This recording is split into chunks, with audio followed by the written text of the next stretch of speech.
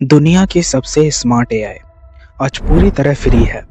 Free में generate कराओ कमाल की इमेज, फ्री में लिखवाओ प्रोफेशनल कंटेंट, फ्री में मिले वो इंटेलिजेंस जो आपने कभी सोची भी नहीं थी। लेकिन सच सुनो, इसे बनाने में बिलियंस ऑफ डॉलर्स का खर्चा हुआ। हजारों टॉप इंजीनियर्स ने दिन रात एक किया, सुपर कंप्यूटर पर ट्रेनिंग हुई और बिजली का पूरा शहर लग गया। फिर भी ये सब कुछ फ्री में अवेलेबल है आपके लिए। आपके मन में सवाल नहीं आता कि ऐसा क्यों? और अगर सवाल आता है तो आपको जवाब क्यों नहीं पता? और अगर आपको इसका जवाब पता है तो क्या सच में वो पूरा सच है? वो आज इस वीडियो में आप यही पूरा सच जानने वाले हो। लेकिन उसके लिए शुरुआत थोड़ा सा पीछे से करते हैं। साल 1950, जब पूरी दुनिया वर्ल्ड वॉर 2 से उभर रही थी और कंप्यूटर जैसी चीज बड़े बड़े कमरों में रहा करती थी, वो भी सिर्फ नंबर्स कैलकुलेट करने के लिए। उस समय एक पेपर पब्लिश होता है जिसका नाम था कंप्यूटिंग मशीनरी एंड इंटेलिजेंस, जिसमें लिखा था अगर एक मशीन इंसानों की तरह बात करे और कोई समझ ही ना पाए कि वो इंसान है, तब वह कहलाती है इंटेलिजेंस।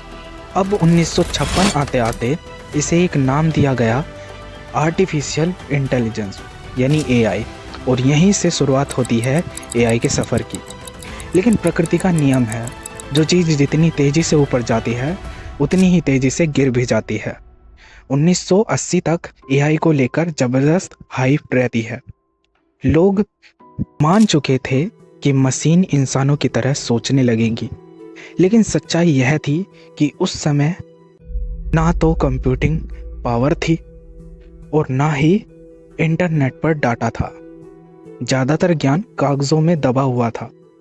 फिर इसके बाद शुरू हुआ एआई विंटर टाइम, जहां लोगों का इंटरेस्ट धीरे धीरे कम होने लगा। रिजल्ट क्या मिला? फंडिंग रोक दी गई और इसे एक फेलियर का टैग लगाकर साइड कर दिया गया।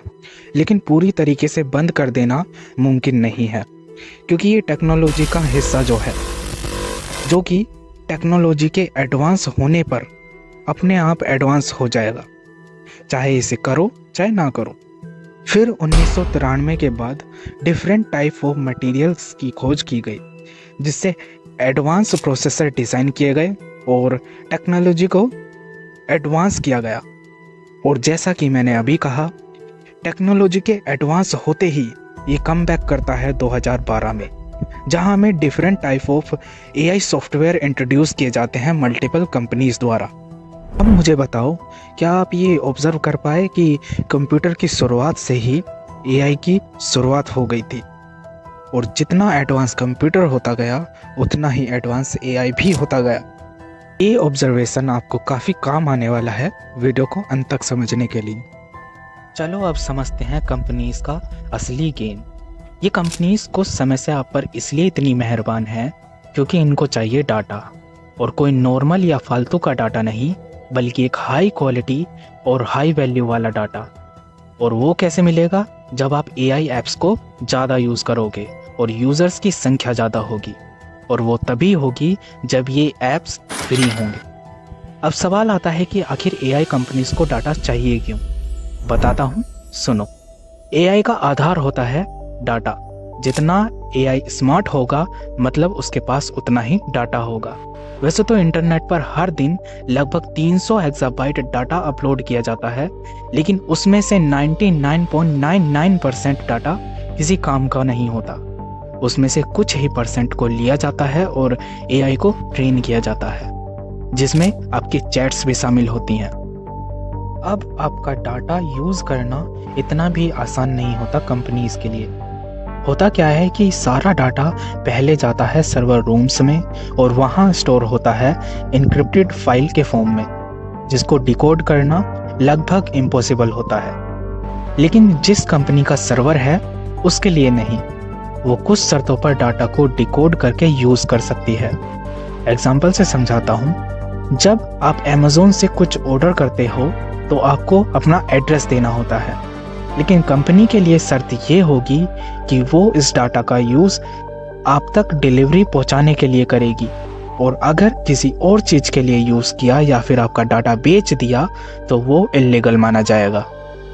आपने कभी एआई ऐप्स की प्राइवेसी पॉलिसी पढ़ी है, जिसमें साफ लिखा होता है, we collect information you provide and information collected automatically and we may use your data to improve our models and services.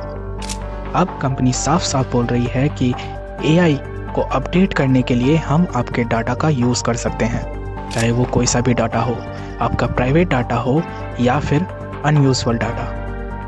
आपने एजीआई का नाम सुना है? हाँ, ये एआई की नेक्स्ट जनरेशन होने वाली है, जिसका नाम है आर्टिफिशियल जनरल इंटेलिजेंस।